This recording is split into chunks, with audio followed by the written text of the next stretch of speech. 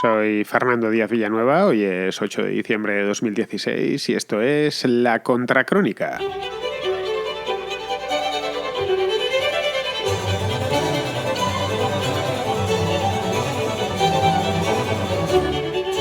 La última edición del informe PISA, el estudio este tan famoso que mide la calidad de la educación, que la evalúa a nivel mundial, salió este martes. De hecho, hace un par de días no se hablaba prácticamente de otra cosa en los medios. Le damos muchísima importancia a este informe. Anduve buscando en medios internacionales a ver si le daban la misma y la verdad no tanta como en España. Luego significa que nos tomamos muy en serio esto de la educación o directamente que lo utilizamos como ariete político. Me inclino más por pensar lo segundo.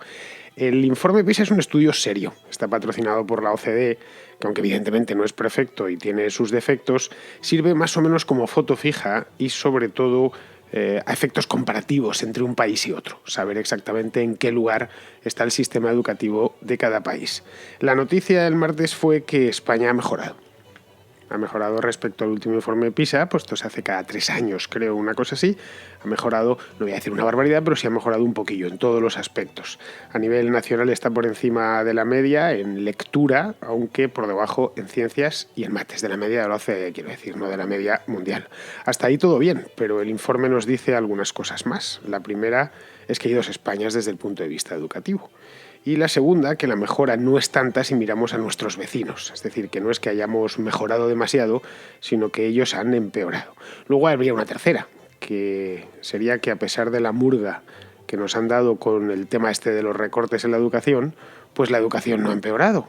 Al contrario, ha mejorado. Luego esto al final podría resultar que no fuese una cuestión de dinero, o al menos no solo de dinero.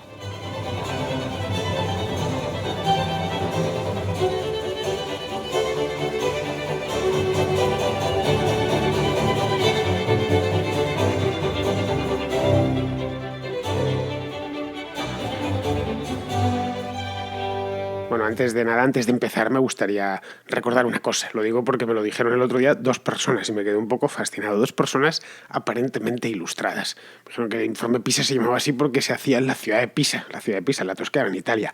No tiene absolutamente nada que ver, lo digo por si acaso alguno de vosotros lo pensaba. Es puramente casual, es un acrónimo en inglés que creo que es algo así como Program for International Student Assessment o algo así. Es decir, para programa internacional para evaluar a los estudiantes. Ese es el origen del término PISA, por eso lo ponen en mayúsculas y no lo ponen en minúsculas, sino se llamaría el informe de PISA, es decir, el que se hace en PISA, que podría ser, ¿no? El informe que se hiciese todos los años o cada 3 años en PISA y bueno, pues le conociésemos por ese nombre, como se habla del Tratado de Madrid, ¿no? O de la, qué sé yo, de la Paz de Amiens, pues podría ser, pero no es el caso. Bueno, esto se hace, como os comentaba hace un momentito, se hace de manera periódica. Y se hace además en un montón de países, más o menos unos 30. Se hace por voluntad, evidentemente, de esos países que quieren exponer a sus estudiantes al test o al veredicto de la OCDE, simplemente. Es decir, España podría perfectamente no hacerlo. Si no quisiese el gobierno, nosotros no queremos esta edición participar y no participan. Algunas veces sucede que un país falta a una de las ediciones. España, eso sí, ha concurrido creo que a todos los que se han hecho. Es decir, esto implica... Si son tantos países, y además durante tantos años, pues implica que participan y han participado en él, pues estamos hablando de, yo creo que ya millones de estudiantes. Desde luego en cada una de las ediciones creo que es 500.000 de estudiantes a nivel mundial, cual es un universo bastante amplio. No estamos hablando, esto se ha hecho con 4 o 5 o 2 por país y bueno, claro, evidentemente el margen de error sería grandísimo. Todos tienen entre 15 y 16 años, es decir, no se evalúa a niños de 7 ni a críos de 3 años que acaban de entrar en la educación primaria, ¿no? Solo a los 15 y 16 años, es decir, justo cuando están cursando el último curso de educación secundaria. Es decir, es en plena edad del pavo, eso es cierto, pero es a la que se termina de estudiar o a la que se termina la educación obligatoria, que es, yo creo, la mejor, bueno, yo y los autores del estudio, que es la mejor para medir la calidad de un sistema educativo justo cuando los chicos están terminando. Es decir, bueno, ya se puede decir, ya está listo para entregarse al mercado de trabajo. En el caso de que no vaya a seguir estudios universitarios, de todo lo que vaya a aprender en la educación formal, quiero decir, lo va a haber aprendido ya. A partir de ahora, si el chico se va a dedicar a un oficio, pues aprenderá las artes de su oficio, pero no va a seguir estudiando. Y en el caso de que se vaya a la universidad, para eso hay otro tipo de estudios sobre la calidad de las más centrados en las universidades que en otra cosa. Pero bueno, la cuestión de este estudio es que se hace desde hace bastante tiempo, es decir, no es una cosa nueva que, bueno, que no tengamos una perspectiva de muchos años, es decir, bueno, es que esto es como tirar una moneda al aire, pues ha salido así y no, ahora podemos medir en el tiempo. Es decir, no sé en qué año exacto se hizo el primero de los informes, pero creo que fue hace cosa de 15 años. Yo desde luego llevo oyendo, pues toda mi carrera de periodista, llevo oyendo hablar de los informes PISA y de haberlos mirado y de mirarse uno los gráficos y las tablas que da la OCDE. Están las tablas todas disponibles, por supuesto, en la página web de la OCDE y podéis verlos, un PDF. Yo he estado un buen rato estudiándomelo y mirándomelo de arriba abajo, ¿no? Básicamente para prepararme la contracrónica de hoy, bueno, y para saberlo, porque siempre que sale un informe PISA me lo suelo mirar por pura curiosidad. Bueno, esto nos dice que es un periodo de tiempo lo suficientemente largo como para trazar una tendencia y saber más o menos por dónde va el sistema educativo de un país y cómo se ha ido situando. Otra peculiaridad de este informe es que no evalúa asignaturas.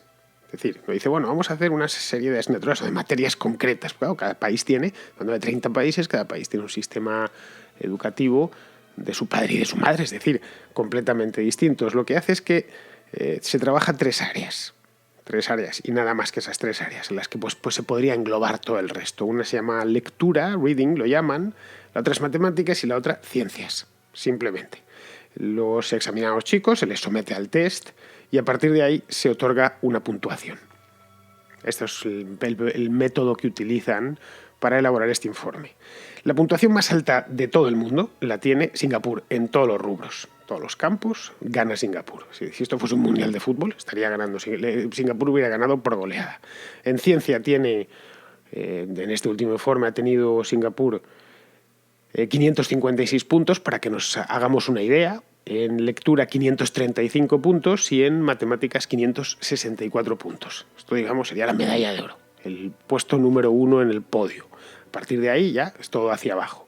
El último puesto está algo más repartido. En ciencia el peor es la República Dominicana, que tiene 332 puntos. En lectura el peor es Kosovo, la República de Kosovo, esa república pequeñita que hay en los Balcanes, que no está ni siquiera reconocida por todos los países del mundo, tiene 347 puntos. Y en matemáticas el peor también es la República Dominicana, que tiene 328 puntos. Los países latinoamericanos, por desgracia, salen muy mal calificados en los informes PISA siempre. En este caso es la República Dominicana, pero que si empezamos a mirar, pues nos encontraremos Colombia, México y países así. Y es una lástima. Bueno, la pregunta que nos haríamos en este punto es, vale, ya nos hemos fijado el terreno de juego, lo más alto son 500 y pico puntos y lo más bajo 300 y pico. Estamos hablando en un hueco de 200 puntos, es lo que habría, ¿no? ¿Dónde está España? Dentro de este espacio de 200 puntos, ¿dónde está? Pues así a grandes rasgos está en la parte media alta de la tabla. Es decir, no os voy a engañar. No os voy a engañar porque tampoco podría hacerlo. No tenéis más que ir a ver los periodistas. Hace mucho que perdimos el monopolio de la información. Podéis ir a verlo a la página de la OCDE, como os he dicho antes. En ciencia en concreto obtiene 493 puntos. Que diréis, bueno, pues es poco, es mucho, evidentemente es menos que Singapur, que ya os he dicho que tenía unos resultados espectaculares, pero si lo miramos en la tabla, vamos a hacer comparativas, pues nos encontramos que son los mismos que tiene Suecia en ese apartado, o la República Checa. Es decir, Suecia tiene 493 puntos en ciencias y está por encima de Italia o de Israel. Así que, bueno, tan malo no es el resultado, está, como os he dicho, en la parte media alta de la tabla. En lectura tiene incluso mejor resultado, tiene 496 puntos, que es uno menos que Estados Unidos y está por encima de Austria. Y por último, en matemáticas tiene 486 puntos, es donde peor calificada sale o peor calificados salen los estudiantes españoles, que serían, diréis, bueno, pues ahí evidentemente ya es el derrumbe absoluto. No olvidéis que el que peor es notas, creo que procede mucho la palabra aquí. Peores notas en matemáticas tiene esa República Dominicana, sea 328, bueno, España estaría en 486, que son los mismos que Luxemburgo. Esta es la realidad. Y 16 puntos por encima de Estados Unidos. Es decir, los estudiantes españoles se manejan bastante mejor en matemáticas que los estadounidenses. Esto son los datos tal cual, extraídos, evidentemente resumidos y puestos en contexto, para que os hagáis una idea. Simplemente. Aquí podríamos decir, hasta cierto punto podríamos decir que hemos desmontado un mito, es decir, que teníamos los peores resultados del mundo. No es verdad, no tenemos los peores resultados del mundo. No son tampoco los mejores, pero vamos, en la del año 2012, por ejemplo, los resultados eran algo peores. Tampoco desastroso, es decir, algo ha mejorado, pero vamos, que más o menos nos movíamos en la misma, el mismo nivel, sí, en la misma zona de la tabla, ¿no? Es decir, la conclusión que podríamos sacar es que la educación en España es aceptable y en algunos casos tirando a buena. Esa es la conclusión general que se extrae de una lectura detenida sobre la tabla que ofrece la OCDE. Es decir, de hecho, si esa tabla fuera, por seguir con el símil futbolístico, si esa tabla fuera pues de la Liga, de la Primera División, y España fuese un equipo, los estudiantes españoles fuesen un equipo, pues no habrían ganado nada ni se habrían clasificado para competiciones europeas, pero tampoco bajarían de división, ¿eh? Que no bajarían a segunda. Se quedarían, bueno, pues como un equipo bien meritorio, no consigue un puesto de cabeza, pero tampoco se hunde en el fondo de la tabla ni, por supuesto, le castigan con el descenso. No sé yo, y esta es otra cuestión que nos podríamos hacer, es, ¿la educación es mejor que hace 40 años o peor? Es que hace 40 años, en los años 70, todavía no se hacía el informe PISA. Ya os digo que debe de tener unos 15 años de antigüedad. Entonces, yo eso no lo desconozco, si es mejor o peor. Por las cosas que sé, desde luego, es menos exigente lo que yo veo en los chicos de ahora de cuando yo estudiaba en los años 80.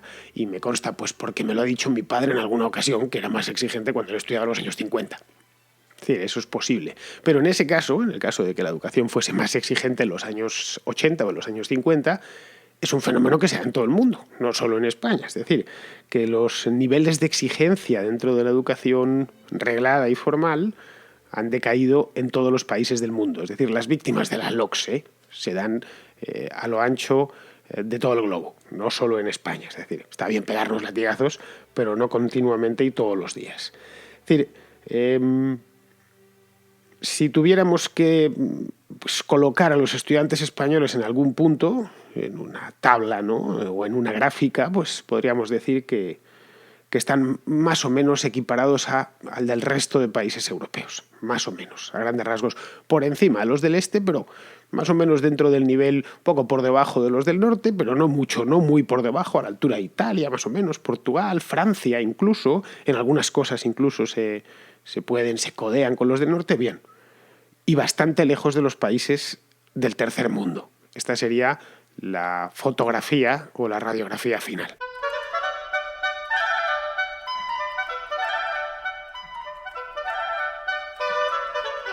Pero el informe PISA de este año traía alguna que otra particularidad que no se había dado nunca, por lo menos en lo referente a España. Este año tenía una cosa que es la que ha dado que hablar al fin de cuentas, o sea, era la novedad, y es que era la primera vez que evaluaba a todas las regiones del país, cosa que no se había hecho antes. Lo medía a nivel nacional, pero no podía desagregarlo por regiones, por comunidades autónomas. Luego, esto nos permite extraer los datos por separado y estudiarlos por separado. Y es donde ha saltado probablemente la gran sorpresa, o por lo menos una de las grandes sorpresas. Es decir, nos encontramos el martes con que había dos Españas educativas, a bastante distancia una de la otra, ¿no?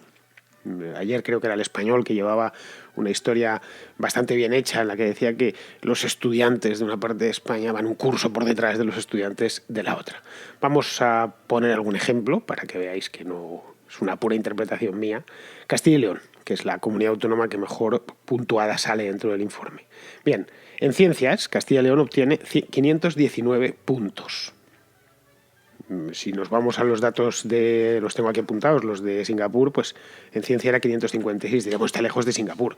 Bueno, pues sí, Singapur es el super champion, es decir, llegar hasta ahí es realmente complicado. Pero si bajamos un poquito, pues nos encontramos con que Corea del Sur, que tiene muy buenos resultados siempre en los informes PISA, pues en ciencias obtuvo 516. No está mal, es decir, y Suiza 506. Y estamos hablando de países que están siempre en la parte más alta de la tabla. Bien, pues Castilla y León lo supera. Los estudiantes de esta comunidad autónoma, si fuese un país a efectos educativos, pues estarían aproximadamente entre los novenos y los décimos a nivel mundial. muy por encima de otros países, por supuesto Alemania, de Estados Unidos y demás, ¿no? Madrid, por ejemplo, es que sería el segundo, que no le anda muy a la zaga. En el tema de ciencias tiene 516 puntos. Es decir, los mismos que Corea del Sur y 7 puntos más que Alemania y 18 más que Noruega. Es decir, en este aspecto tendríamos comunidades autónomas que estarían en primer mundo, ¿no? Primerísimo mundo, en la parte más alta. En lectura sucede algo parecido. Castilla y León y Madrid, que tienen 522 y 520 puntos respectivamente, pues están al nivel de Finlandia, tiene 526, y por encima del Japón, tiene 516. En matemáticas, Castilla y León y Navarra, que son las dos primeras, pues están a la cabeza, en este caso, pues serían 506 Castilla y León y 518 Navarra.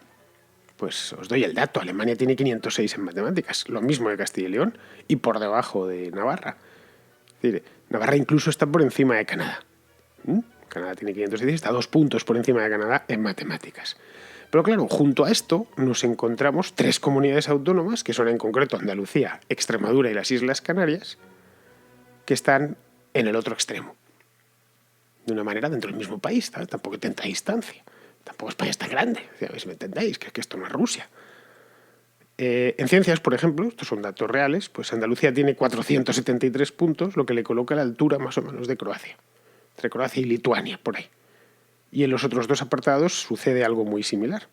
Claro, aquí la pregunta ya es una pregunta grande, una gran pregunta. ¿A qué se debe una diferencia tan grande? Yo, la verdad es que, sinceramente, para mí es un misterio, no sé por qué.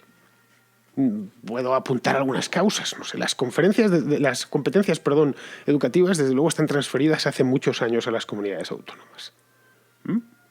Así que algo tendrá de bueno cómo se gestiona la educación en sitios como Castilla y León o Madrid con respecto a lugares como Andalucía y Extremadura. Simplemente eso es una posibilidad que la dejo ahí en el aire.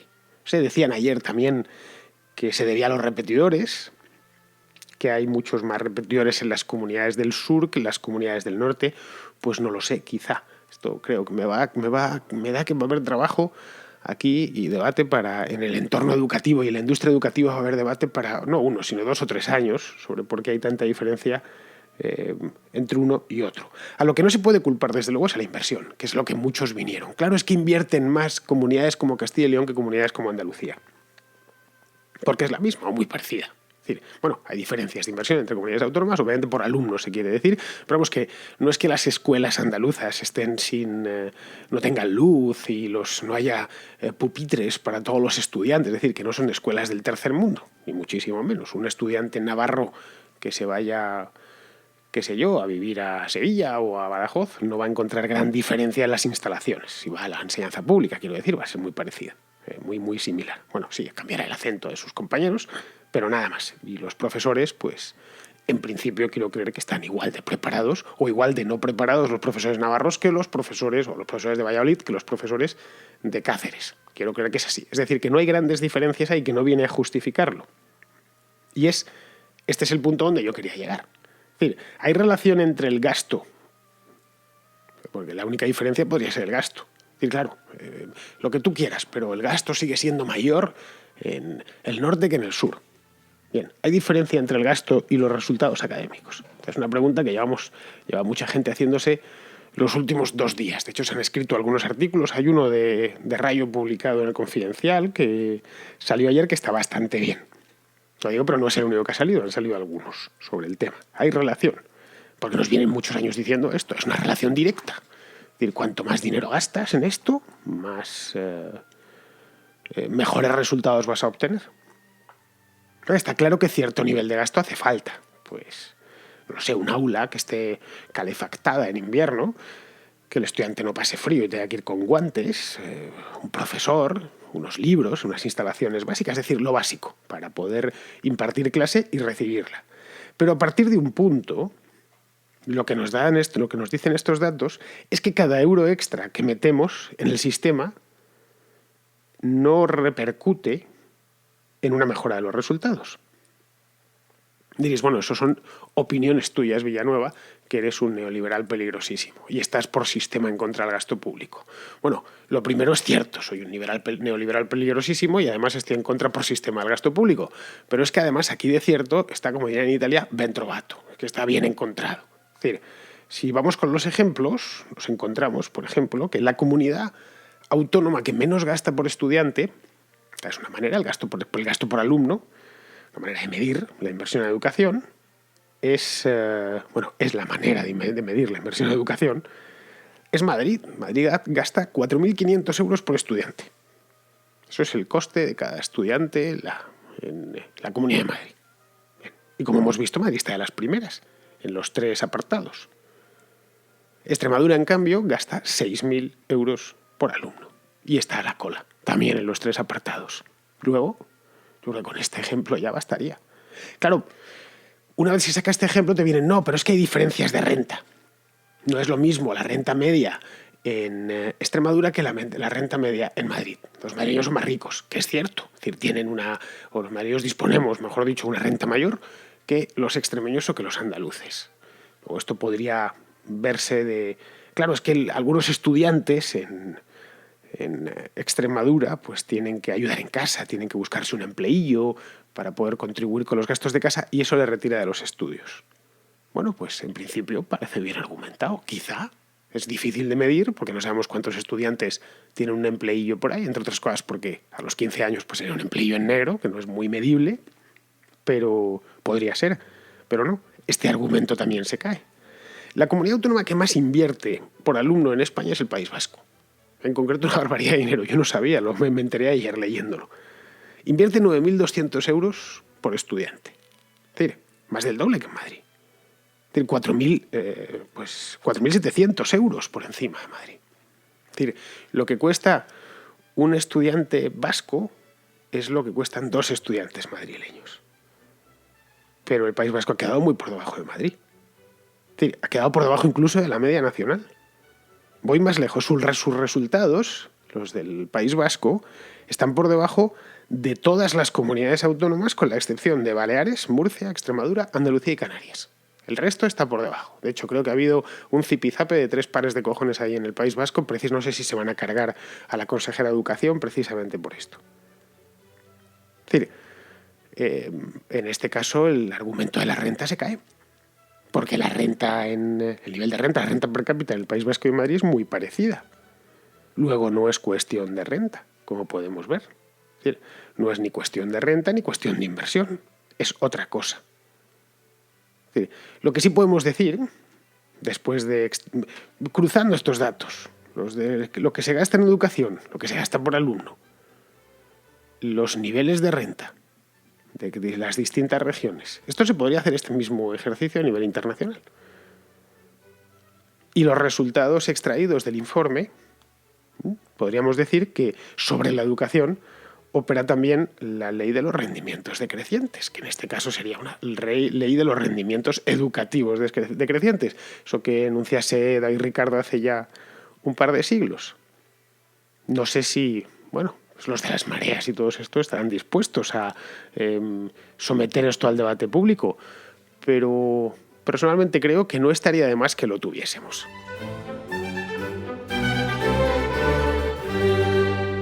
Me envía David Gallego, que no es gallego, sino de Medina de Río Seco, que está en la provincia de Valladolid, me envía una propuesta, un pim-pam propuesta bastante bueno.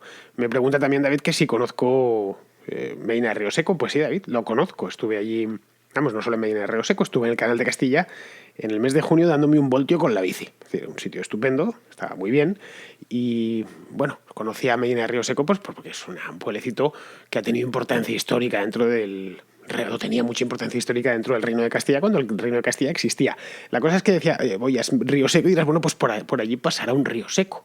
Y efectivamente pasa un río que se llama Río Sequillo. Y dije, es el mes de junio, esto tiene que estar ya más seco que la mojama. Pues no, llevaba agua y llevaba bastante agua.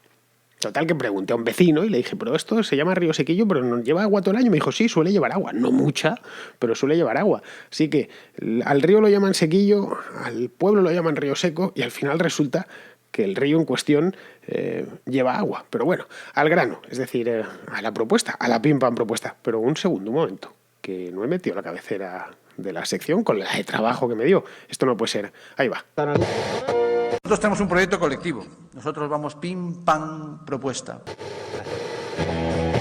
Pim, pam, propuesta. Pim, pam, propuesta. Esa es la diferencia entre los de izquierdas y los que no saben lo que son. Pim, pam, propuesta. Pim, pam, propuesta.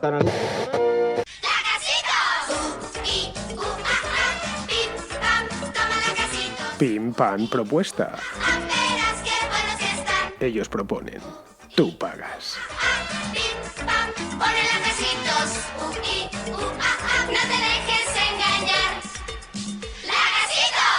Bien, debidamente cabecerizados, ahora que ya hemos escuchado la música de Lacasitos y hemos oído a Carmona decir pim, pam, propuesta, pues la propuesta es la siguiente, la que me envía, repito, David Gallego de Medina de Rioseco. Me envía una noticia del periódico Tribuna de Salamanca en el que dice textualmente la noticia: Compromís y el colectivo Reino de León piden el cambio de nombre del tramo Salamanca-Tordesillas de la A62.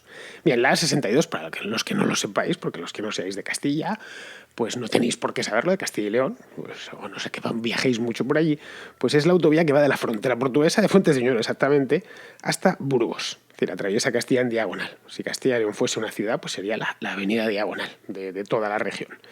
Pasa por Ciudad Rodrigo, por Salamanca, por Valladolid, por Palencia y terminaba a morir a Burgos, que donde ya pues enlaza con la 1 y van para el País Vasco. Vale, hasta ahí todo perfecto. Pues no sé por qué, quizá porque atraviesa Castilla en diagonal, se la llama Autovía de Castilla, simplemente, y así lo ponen los carteles, Autovía de Castilla. Pues bien, resulta que los de Compromís, que son valencianos y pues no sé yo bien qué pintan en todo este embolado, han presentado una propuesta en el Congreso para que cambie el nombre de la autovía. No han dicho qué nombre quieren ponerle, no sé si querrán llamarlo Autovía de León, quizás porque tampoco atraviesa la provincia de León, sino la provincia de Salamanca. Porque, claro, los leonesistas, los del país guionés, pues incluyen Zamora y Salamanca dentro de lo que es el país guionés. Lo digo porque lo he visto en algún caso, en alguna pintadilla, más en León que en Zamora y en Salamanca, pero bueno, y quieren que se cambie. Y la pregunta que han hecho en el Congreso es: ¿va a sustituir el gobierno la denominación de Autovía de Castilla para la A62, tal y como hizo en su día con la Autovía de Extremadura, cuando menos en sus tramos por Zamora y Salamanca? Hombre, por Zamora camina poco, básicamente. De hecho, no sé si llega a pisar Zamora, pues si lo pisa será muy poquito, el resto es todo Salamanca. Es decir, y es un trocito, es cruzar la provincia de Ulabalao. No sé si los salmantinos se habrán quejado, pero parece ser que estos señores, el colectivo Ciudadanos del Reino de León y la plataforma por el futuro de la región leonesa, pues esto le parece de una preocupación absoluta. Bueno, yo soy madrileño y aquí tenemos un montón de carreteras con nombres de lugares, porque como está en el centro del país, pues las carreteras vacian. Hay de hecho una carretera de Castilla, es cortita, eso sí, que es la que une la M30 con la Nacional 6, con la A6, que se llama Carretera de La Coruña, por cierto. Bueno, pues se llama así Carretera de Castilla pues porque es donde se iba hacia Castilla. En tiempos antiguos se salía de la capital y se iba hacia Castilla, entendida Castilla como lo que es hoy Castilla y León. Pero no es la única, ¿eh?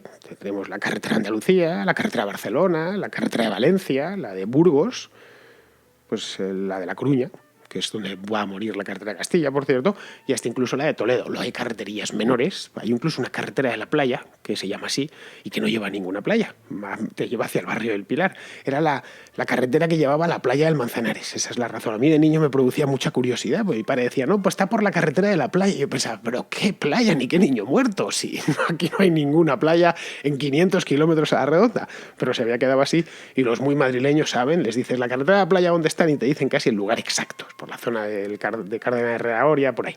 Bueno, pues esta es la propuesta. Yo espero que prospere, sinceramente lo digo, pero solo para saber cuál es el nombre exacto que estos señores de la Plataforma por el Futuro de la Región Leonesa y el colectivo Ciudadanos del Reino de León quieren ponerle a ese trocito de autopista que cambiaría a mitad de camino, ¿no? Y pues voy aquí por la autovía de Castilla y de pronto, joder, oye, Paco, que nos hemos salido de la autovía, que ahora se llama de otra manera. En fin, no sé si se han planteado el hecho de que las carreteras están para llevarte de un sitio a otro. No tiene ninguna carga identitaria, en absoluto. Entre otras cosas, porque no pueden tenerla. Es como los que echan la carga identitaria en la matrícula, que eso es una cosa puramente para identificarte, para que sepan, para que si vas más deprisa, la Guardia Civil te pueda multar. No tiene otra función. O si le das un golpe a alguien, sepan que el coche tiene matrícula y se pueda uno referir a su dueño. Nada más. No tiene, no, digamos que no podemos volcar nuestra identidad en una matrícula o en el nombre de una carretera. Pero en fin, ya sabéis que estas cosas pasan por España, han pasado y seguirán pasando siempre. Pues muy bien, con estas, queridos amigos, me despido de vosotros. Hasta mañana.